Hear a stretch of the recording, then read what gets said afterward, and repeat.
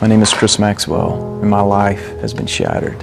I was pastoring a church in Orlando, Florida. Wonderful people. I was a very busy guy. I was just enjoying life. I was healthy, spending a lot of my time taking care of other people as they were struggling and facing some difficult situations in life. My wife Debbie and I had 3 sons, Taylor, Aaron, and Graham, and I was coaching them in basketball, coaching them in baseball. I was also a writer. In addition to pastoring, I was writing curriculum, writing articles for newspapers, and just very healthy. I never knew much about being sick. I was available to help take care of other people when they were sick, but all of that changed quickly. An unexpected time in March of 1996. It's a month that I will always remember. Feeling bad one day, and we didn't know what was going on with me, and started passing out, fainting, falling to the floor. Soon we realized that this was a very bad situation, and here I am, a pastor, a guy that thought he had a lot of answers, and I was a man at that moment just so full of questions, struggling. This was very tough for me when I could not remember the names of our 3 sons. This man who prayed, this man who preached sermons, was desperate for God in those moments. The doctors are running tests on me. They're trying to figure out what's going on. And I can remember a little bit of having an MRI done, and I just was placed in this what felt like a cave. And my inner self is desperate for God, for somebody, for some help here. But as I look back, it just felt so alone in those moments. And they determined that I had encephalitis. It was a virus that usually our immune systems would fight off, and it was killing me. Fortunately for us, it was caught in time, and that I would live with brain damage for the rest of my life, and probably never be able to communicate again, never be able to write again. And as they are explaining all of this to my wife and to my family, I'm still a man who felt alone, confused, unsure of this new life journey I was about to enter. And on the medical side, some of the ways that things were so different was because of my damaged brain. I would now live with short-term memory problems. I struggle with so many ways, so many years later after March of 1996. But because of the scar tissue in my left temporal lobe, my brain, your brain is an electrical system, and because of that scar tissue, I'm now living with epilepsy. I did feel shattered. I felt like my life had been torn apart. I was just desperate. I felt like the only one who could understand how I felt at that time, and I was struggling to grasp it myself.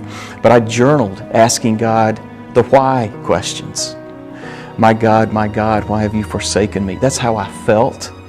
That's how I prayed. I wasn't able to pray some structured, organized prayer. I just prayed prayers of desperation, prayers of a man who felt isolated, misunderstood in those moments.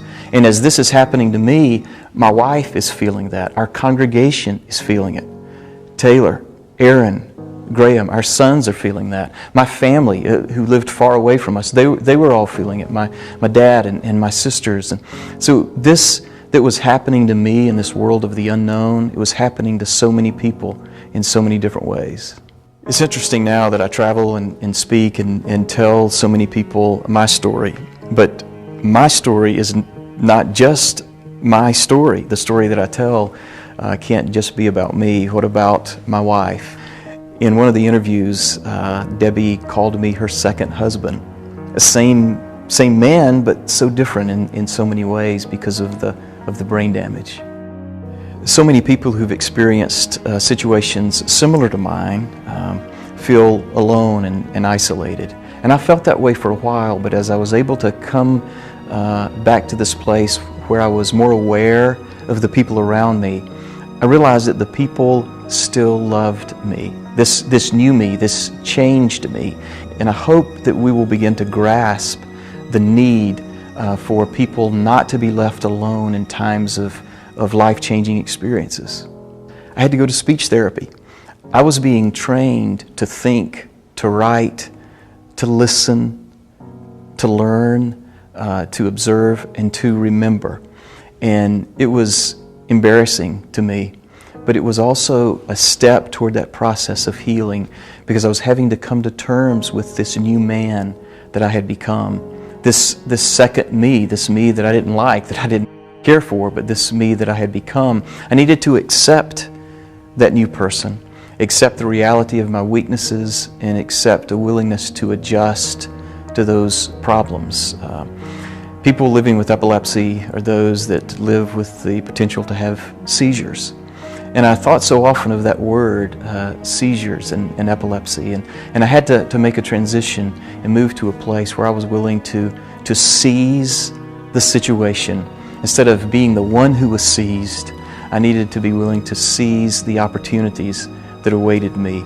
And there were people in our church family that were willing to help, to come to the house, to do things that I was no longer able to do.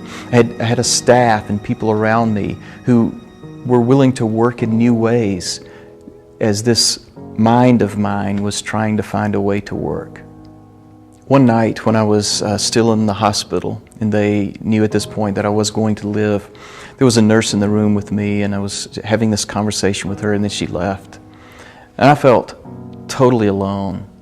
And it was just one of those moments where, even though I had questions and doubts and frustrations, I knew that in that moment I was not alone.